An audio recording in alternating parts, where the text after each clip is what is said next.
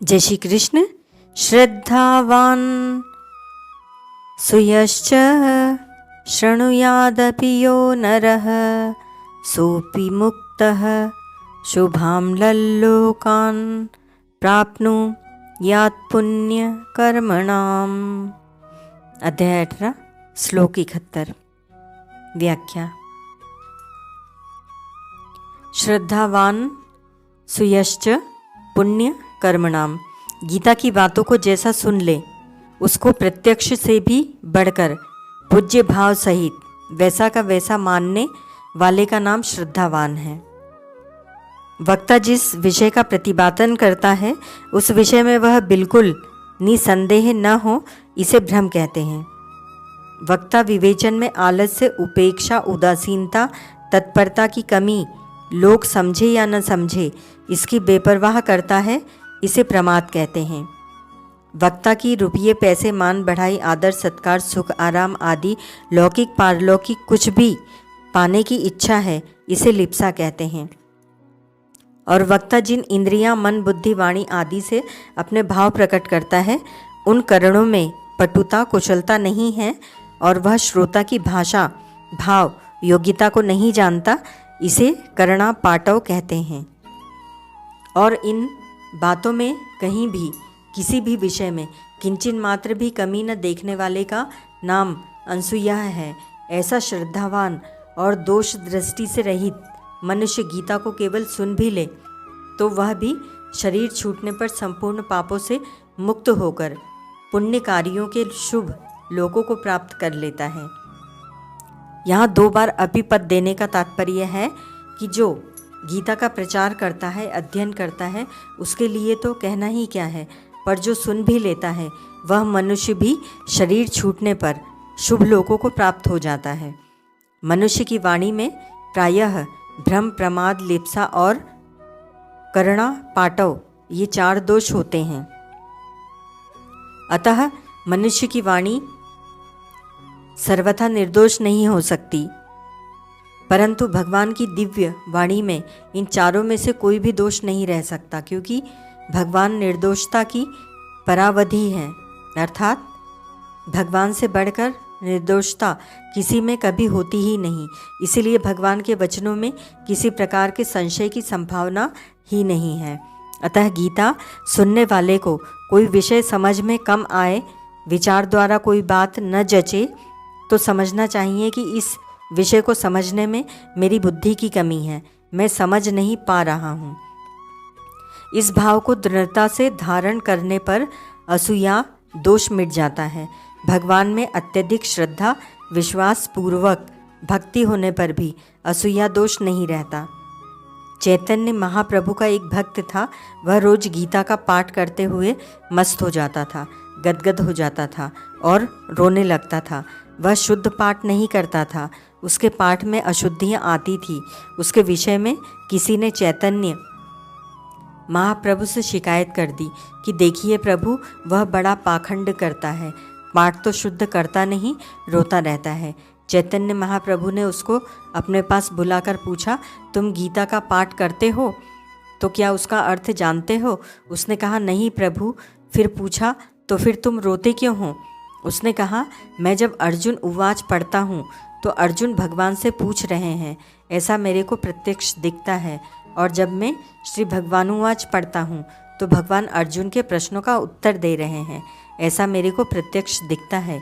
इस प्रकार भगवान श्री कृष्ण और अर्जुन का आपस में संवाद हो रहा है, ऐसा प्रत्यक्ष दिखता है। परंतु अर्जुन क्या पूछते हैं और भगवान क्या उत्तर देते हैं, यह मेरी समझ में नहीं आता। मैं तो उन दोनों के दर्शन कर कर के राजी होता हूँ। उसकी ऐसी श्रद्धा भक्ति देखकर चैतन्य महाप्रभु बहुत प्रसन्न हुए। इस प्रकार की श्रद्धा भक्ति वाला मनुष्य गीता को केवल सुन भी ले तो उसकी मुक्ति में कोई संदेह नहीं रहता। वह शरीर छूटने पर संपूर्ण पापों से मुक्त होकर पुण्य कार्यों के शुभ लोकों को प्राप्त हो जाता है। यहाँ पुण्य कर्मणाम पद से सकाम भावपूर्वक यज्ञ, अनुष्ठान आदि पुण्य कर्म करने वालों को नहीं लेना चाहिए, क्योंकि भगवान ने उनको ऊंचा नहीं माना है। प्रत्युत उनके बारे में कहा है कि वे बार बार आवागमन को प्राप्त होते हैं। गीता 9वें अध्याय का 21वां श्लोक। यहाँ उन पुण्यकर्मा भक्तों को लेना चाहिए जिनको भगवान का प्रेम दर्शन आदि की प्राप्ति होती है। ऐसे पुण्यकर्मा भक्तों को अपने अपने इष्ट के अनुसार वैकुंठ, साकेत, गोलोक, कैलाश आदि जिन दिव्य लोकों की प्राप्ति होती है, असूया दोष रहित श्रद्धावान पुरुष को गीता सुनने मात्र से उन लोकों की प्राप्ति हो जाती है। परिशिष्ट भाव। शुभालोकाम कान प्राप्नु यात पुण्य कर्मणाम। श्रद्धा भक्ति के तारतम्य से गीता को सुनने में तारतम्य रहता है और सुनने के तारतम्य से श्रोता का स्वर्ग आदि लोकों से लेकर भगवल्लोक तक अधिकार हो जाता है। अर्थात अधिक श्रद्धा भक्ति होगी तो वह भगवान के धाम को प्राप्त हो जाएगा और कम श्रद्धा भक्ति होगी तो वह अन्य लोकों को प्राप्त हो जाएगा। गीता के अध्ययन और श्रवण की तो बात ही क्या है, गीता को रखने मात्र का भी बड़ा महत्व है। एक सिपाही था, वह रात के समय कहीं से अपने घर आ रहा था।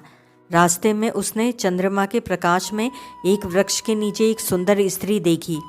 उसने उस स्त्री से बातचीत की तो उस स्त्री ने कहा, मैं आ जाऊं क्या? सिपाही ने कहा, हाँ आ जा। सिपाही के ऐसा कहने पर वह स्त्री, जो वास्तव में चुड़ैल थी, उसके पीछे आ गई।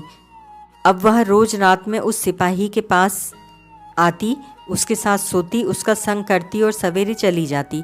इस तरह वह उस सिपाही का शोषण करने लगी, अर्थात उसका खूब खून चूसकर उसको शक्ति क्षीण करने लगी।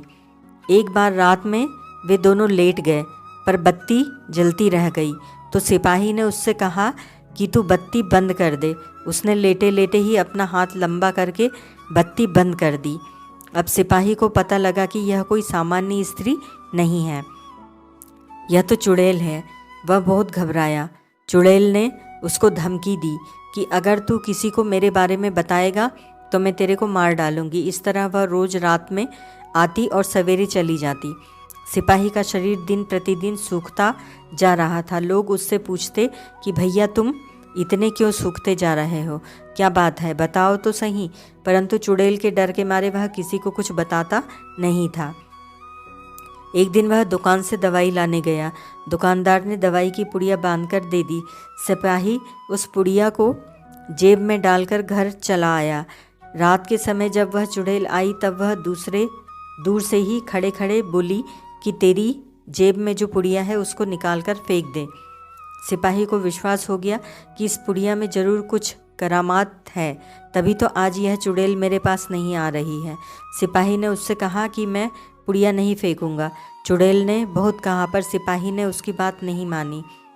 जब चुड़ैल का उस पर वश नहीं चला तब वह चली गई। सिपाही ने जेब से पुड़िया को निकाल कर देखा तो वह गीता का फटा हुआ पन्ना था। इस तरह गीता का प्रभाव देखकर वह सिपाही हर समय अपनी जेब में गीता रखने लगा। वह चुड़ैल फिर कभी उसके पास नहीं आई। ओम तत्सत।